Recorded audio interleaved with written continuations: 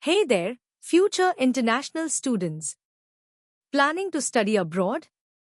Amazing decision, but before you start packing your bags, let's talk about the most important part, your documents for admission. Here's a complete and easy to follow checklist for everything you'll need during your university admission as well as student visa process. First things first, make sure all your documents are in English only. If they are not, then get them translated officially as early as possible. Because universities outside India do not accept anything in a local language. Let's start from the top.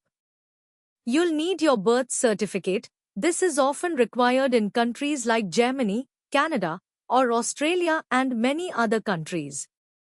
You can get it from your local municipal office or sometimes even online, depending on your state where you are born. Next, the big one, your passport. It should be valid for at least 6 months, and if you have ever had an older one, keep that too. If you do not have one, you'll get this from your nearest PSK. Normal process will take 15 to 25 working business days, and Tatkal process will take 3 to 7 working business days. Now, your educational documents. You will need your 10th and 12th mark sheets, transcripts, and certificates.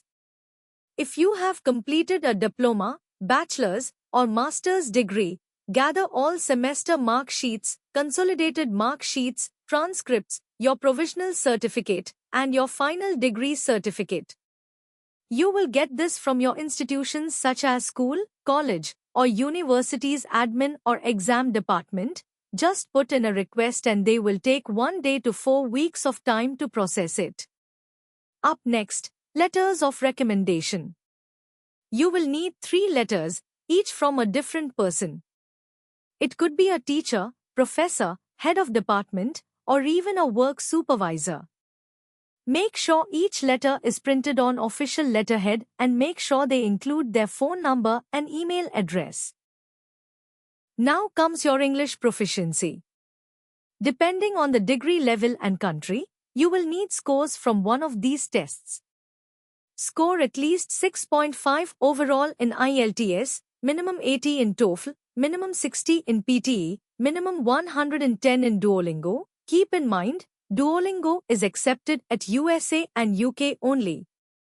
And, if your past education was entirely in English, your university might accept a MOI letter instead.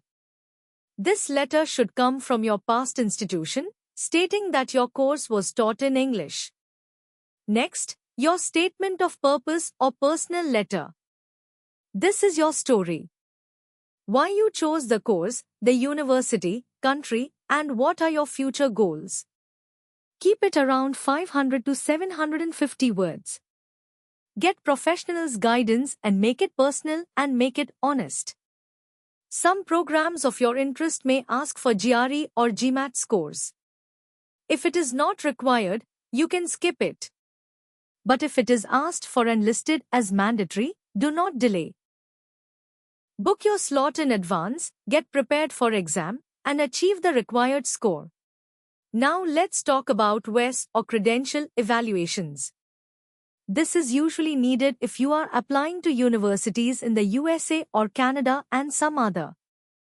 But here is the catch, only get it done if the university specifically asks for it. A simple and updated resume is a must. Nothing fancy, just a clean layout listing your academics, experience, achievements, and a short summary about you. If you have ever had a visa before, tourist, student, or any other category, include a copy of that visa page. It adds to your travel history and credibility. Now for your ID proofs, keep your Aadhaar card, PAN card, and driving license ready. These might be needed for financial or legal verification. If you got any extracurricular achievements, add those certificates too in file, sports, volunteering, leadership, anything. It strengthens your overall profile. Also, can offer you a scholarship too.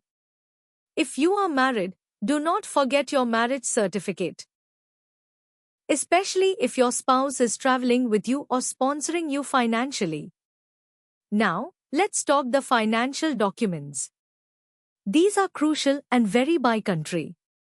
Generally, you will need to arrange a bank balance certificate, last 6 months bank statements, a net worth certificate from CA. Some countries like Germany, Australia, and some other will ask for a blocked account. Canada will ask you for GIC during visa. And if you have a fixed deposit under your name, that can also be shown.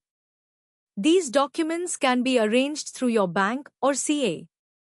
If you have worked before, you will need your job documents, your joining letter, experience letter, and salary slip from the last 6 months. Ask your HR or reporting manager, they will help you. If someone is sponsoring you, like your parents or guardian, include their IT returns for the last 2 to 3 years and affidavit of support. You can get help from your CA and lawyer. For your passport size photo, you will need two formats in your document segregation.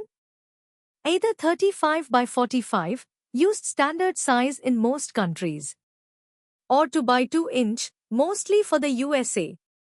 White background, no shadows. Just visit a professional studio, they know the standard sizes by country. And finally, if you've already received your admission letter, great. Just make sure it's signed by both you and the university official. This will be required during the visa process. Getting your documents in order is the first and most important step towards studying abroad. Take your time, stay organized, and don't hesitate to reach out if you need guidance. We are here to help you to make your global education dream a reality. That is it. You are now document ready to take the next big step in your education journey. Need help preparing your file, SOP, admission assistance or visa application assistance? We are just one message away. If you found this video helpful, don't forget to like, share, and subscribe to the channel. And if there is any specific topic, comment us. Thank you for watching.